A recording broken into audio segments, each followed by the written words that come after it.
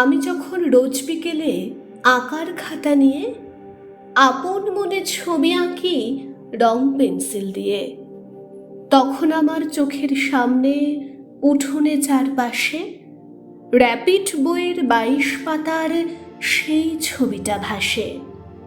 মাথায় সাদা পাগড়ি, চোখে চশমা, মুখে হাসি, বয়সটা ঠিক যায় না বোঝা 60 কিংবা 80।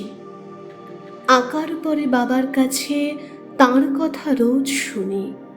লেখাপড়ায় তিনি ছিলেন জগৎ সেরা গুণী, যাঁর নামেতে যাঁর কথাতে লুকিয়ে আছে জাদু, তিনি হলেন সর্বপল্লী রাধাকৃষ্ণান দাদু।